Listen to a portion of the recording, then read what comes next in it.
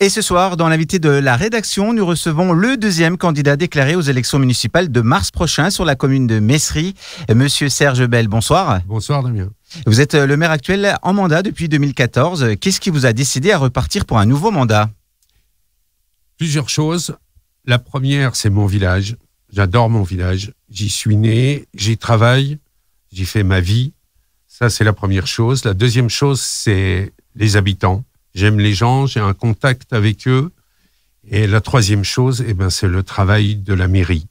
Je m'intéresse à ce travail depuis 4 mandats. Je suis rentré par la petite porte comme conseiller municipal et je m'occupais de tout ce qui était voirie. Et aujourd'hui, en tant que maire, j'ai un plus large éventail avec la proximité des gens et le vouloir réussir pour ce village. Et quels sont les projets qui ont été mis en place depuis 2014 sur votre commune? Alors, nos projets ont été pas toujours perçus au niveau résultat voirie. On a fini un travail sur SR. On a travaillé beaucoup sur les associations. On a travaillé beaucoup sur l'information.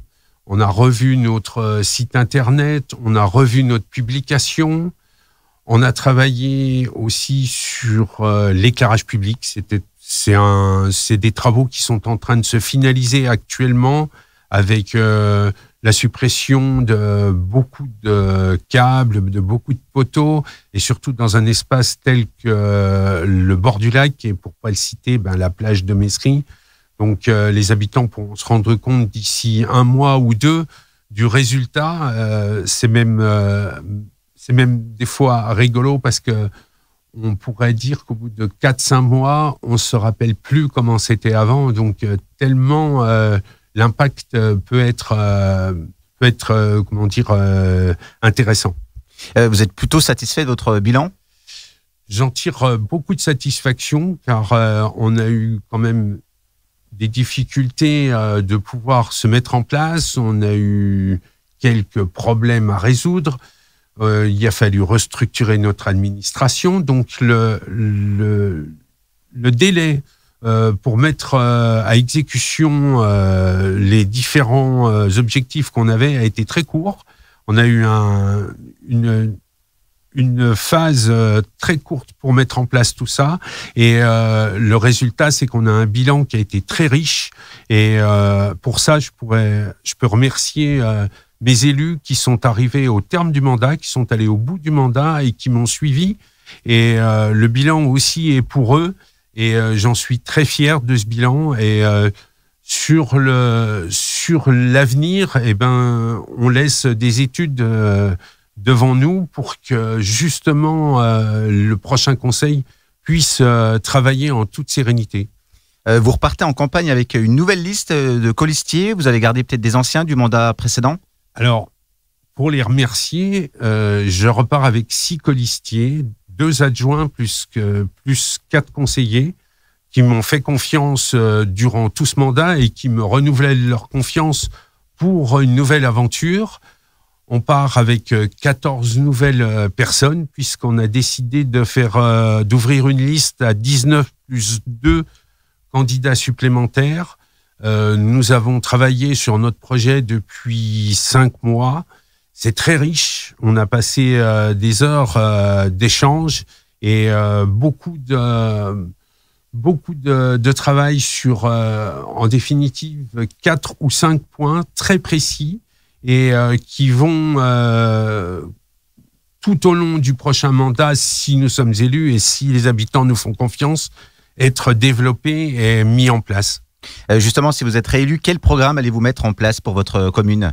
Alors, on est parti sur 4 objectifs. On est parti sur l'environnement, le cadre de vie, le vivre ensemble et puis la démocratie participative. Donc l'environnement, il faut en parler. C'est une affaire trop importante pour ne pas en parler. On doit à tout prix changer nos modes de vie. Il faut que les collectivités aussi se mettent dans Dans le tournus, il faut que nous faisions des économies d'énergie. Il faut qu'on rende le maximum possible nos bâtiments en autonomie énergétique. Il faut que l'on fasse aussi de l'éclairage public des sources d'économie.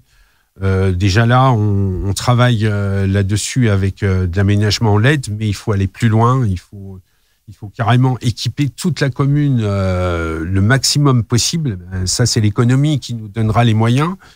Il faut aussi que ça se traduise par des voies vertes. Il faut qu'on travaille aussi avec Thonon Agglomération là-dessus. Il y a déjà des projets, mais chaque chose en son temps. Là, pour le moment, ils travaillent sur Scié, ils travaillent sur Ivoire, ils travaillent sur Nernier, Champs.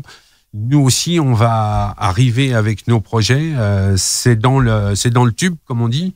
Il faut qu'on travaille avec les écoles parce que c'est aux enfants aussi d'inculquer aux adultes et puis aussi de prendre conscience de la situation. Donc, on doit travailler pour faire du compostage, on doit travailler pour trouver de la ressource alimentaire proche. Il y a tout un travail à réaliser et j'ai des conseillers qui sont très remontés là-dessus et qui veulent à tout prix qu'on travaille et qu'on aboutisse sur des résultats concrets. Et l'urbanisme, c'est un sujet aussi important pour vous, pour la commune ? Forcément, depuis 2 mandats, c'est un gros souci puisque on a eu une révision de PLU actuelle, on a un PLUI qui doit être adopté avant la fin de ce mandat et le mandat précédent avait déjà mis en place une autre politique de l'urbanisme.